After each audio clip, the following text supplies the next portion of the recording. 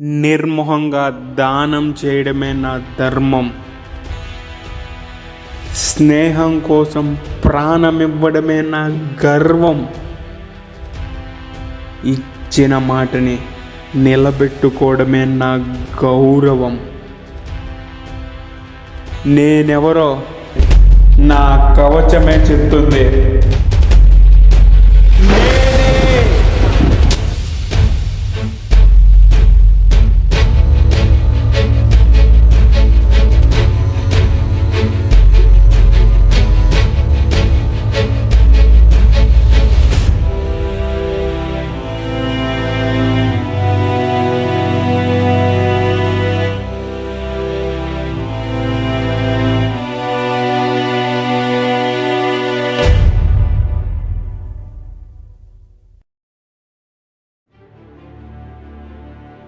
సత్యం, ధర్మం, ఆదర్శాలు సమరసమై విరాటు రూపుదాల్చిన కాలం. దేవతలు, యోధులు, మహావీరులు రణభూమిలో పరాక్రమాన్ని చాటిన ద్వాపర యుగమది. యాదవులలో వృష్ణి వంశానికి చెందిన మహాతల్లే మహాభారత గాథలో గొప్ప త్యాగ స్వరూపిణిగా నిలిచిన కుంతీదేవి. తన చిన్నతనంలోనే తన సహజ శక్తితో, క్రమశిక్షణతో, ఆగ్రహానికి ప్రసిద్ధి చెందిన దుర్వాస మహర్షిని అపారమైన కృతజ్ఞతాభావంతో, భక్తి శ్రద్ధలతో సేవించి మహర్షి ఆగ్రహాన్ని కరుణగా మార్చగలిగింది. ఆమె సేవలకు సంతోషించిన మహర్షి ఒక ప్రత్యేక మంత్రాన్ని వరంగా ఇస్తాడు. ఆ మంత్రం వల్లే ఏ దేవతను ఆదరించినా ఆ దేవత నుండి సంతానాన్ని పొందే ఒక ప్రత్యేక వరాన్ని పొందగలుగుతుంది కుంతీదేవి. ఒకనాడు గంగానది తీరంలో స్నానం చేస్తుండగా లోకమంతటా బంగారు రంగు కాంతులను విరజల్లుతున్న సూర్యదేవుణ్ణి చూస్తూ తనకి సూర్యదేవుడు లాంటి కుమారుడు కావాలనుకుంది. దుర్వాస మహర్షి ఇచ్చిన వరాన్ని పరీక్షించుకోవడానికై సూర్యదేవునికి నమస్కరిస్తూ, నీలాంటి కొడుకునే నాకు వరంగా ప్రసాదించు దేవా అని మహర్షి ఇచ్చిన మంత్రాన్ని జపిస్తుంది. మరుక్షణమే సూర్యదేవుడు ప్రత్యక్షమవుతాడు.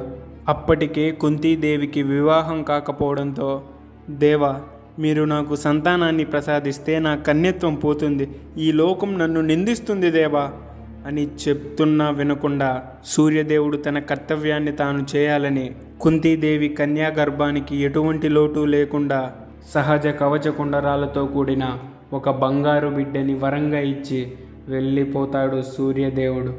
ఆ పసిబాలుణ్ణి ఎత్తుకొని వర్ణించలేని రీతిలో ఏడుస్తుంది కుంతీదేవి. ఈ బాలుణ్ణి పెంచితే లోకం తనని నిందిస్తుంది అనుకుంది. చివరగా ఒక పెట్టెలో పెట్టి ఆ నదిలోనే వదిలేస్తుంది. అలా పెట్టె నదిపై తేలుతూ అతిరథ అనే ఒక రథసారథి చేతికి చేరుతుంది. సంతానం లేక పరితపిస్తున్న ఆ రథసారథి ఆ పసిబాలుణ్ణి తన భార్య అయిన రాధకు ఇస్తాడు. ఆ బాలుణ్ణి దైవాంశ రూపంగా సూర్యదేవుని వరంగా భావించి ఎంతో ప్రేమతో పెంచసాగారు ఆ దంపతులు. ఆ బాలుడి శౌర్యానికి ప్రతీకగా, పరాక్రమానికి సంకేతంగా వృషసేన అనే నామకరణం చేస్తారు. రాధామాత ఎంతో ప్రేమతో పెంచి పెద్ద చేసింది కనుక రాధేయునిగా కూడా పిలువబడ్డాడు. ఆ రాధేయుడు తండ్రి అతిరథుడు ఒక రథసారథిగా వ్యవహరించడం వలన అసలు యుద్ధం అంటే ఏమిటో, యుద్ధ వీరులు ఎలా ఉండాలో, కథన రంగంలో ధనుస్సు చేతబడితే గెలిచిందాకా వెనుతిరగకూడదు, వెన్ను చూపకూడదు అని చిన్నప్పటి నుంచి కర్ణుడికి వీరోచిత కథలను, తన అనుభవాలను చెప్తూ పెంచాడు అతిరథుడు. అలా కర్ణుడు తన బాల్యంలోనే తన ధైర్య సాహసాలను ఈ లోకం గుర్తించాలని, తన కీర్తి కాలగర్భంలో నిలిచి తన పేరు చరిత్ర పుటమిలో అమరంగా నిలబెట్టాలని సంకల్పించాడు. అక్కడే పాండవుల, కౌరవులతో పాటు యావత్ భూప్రపంచానికి మొత్తం సకల అస్త్రశస్త్ర ధనుర్వేద విద్యను నేర్పిస్తున్న గురువైన ద్రోణాచార్యుడి దగ్గర శిష్యునిగా చేరాడు. వ్యాస మహాభారతం ప్రకారం ముందుగా కర్ణుడి గురువు ద్రోణాచార్యుడే. అలా గురువైన ద్రోణాచార్యుడి దగ్గరే సాధారణ యోధుడిగా అందరిలో ఒకడిలాగానే ధనుర్వేద విద్యను నేర్చుకోసాగాడు. సూతపుత్రుడు అనే ముద్రతో చిన్ననాటి నుంచే ఈ సమాజం తనని తక్కువగా చూసినప్పటికీ ఎలాగైనా క్షత్రియ విద్యలో ప్రావీణ్యం సాధించాలనే దృఢ సంకల్పంతో ప్రతికూల పరిస్థితులను అధిగమించి తన వీరత్వ పట్టుదలతో తను సంధించిన బాణం కేవలం విజయమే కాకుండా ఆత్మవిశ్వాసానికి సంకేతమై తన చిన్ననాటి బాధలనే బలంగా మార్చి యవ్వనంలో శక్తివంతమైన యోధుడిగా ఎదగాలనే సంకల్పంతో అపారమైన కృత నిశ్చయంతో అస్త్రశస్త్ర విద్యలో ప్రావీణ్యం సాధించి తన ధైర్య సాహసాలతో పరాక్రమంతో అంకితాభావంతో ఒక అసమాన యోధుడిగా సాహసానికే నిదర్శన రూపంగా ఎదిగాడు కర్ణుడు.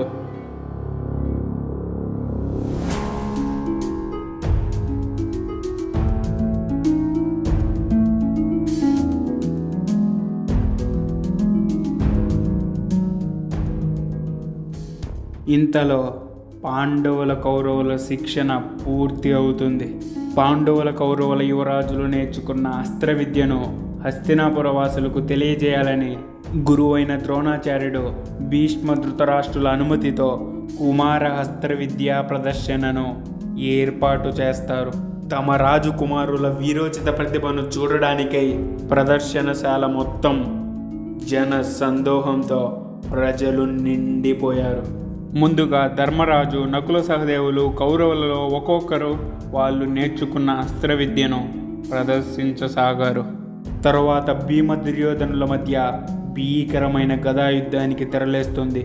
ఏకంగా కురుక్షేత్రమే తలపించేలా ఇద్దరు యోధులు భయంకరంగా తలపడతారు.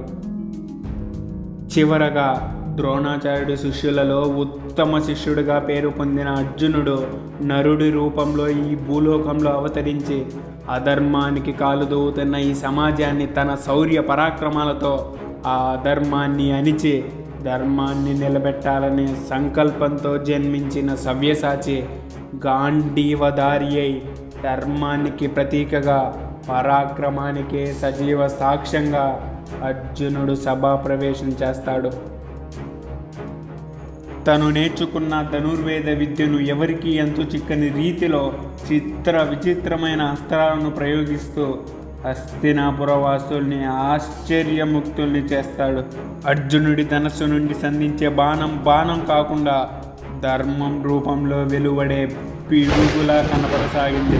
అలా అర్జునుడి ప్రళయకాలపు రుద్రతాండవాన్ని చూస్తున్న హస్తినాపుర వాసులు తప్పట్లతో, అరుపులతో, కోలాహలంతో, పొగడ్తలతో అర్జునుడిని ముంచెత్తుతున్నారు. అర్జునుడి వీర ప్రతిభను ఓర్వలేని దుర్యోధనుడు చిన్నప్పటి నుంచే పాండవుల మీద అసహ్యము, కోపము, ఈర్ష్య స్వభావం వలన ఈ భీముడికి నేను ఉన్నాను, ఈ అర్జునుడిని ఎదిరించే వీరుడు ఎవరా అని ఆలోచిస్తున్నాడు దుర్యోధనుడు. ఇంతలో ఆ జానబాహువై సహజ కవచకుండరాలతో బాల సూర్యుడే నేలకి దిగి వచ్చాడా అన్నట్టు పెద్ద పులివలే నడుస్తూ భూమికే వణుకు పుట్టించేలా తన సహజ కవచం నుండి సూర్య తేజస్సుని విరజల్లుతో ఉందాతనముతో శౌర్యముతో అజ్ఞాతుడి రూపంలో ఒక సింహమై కర్ణుడు సభా ప్రవేశం చేస్తాడు.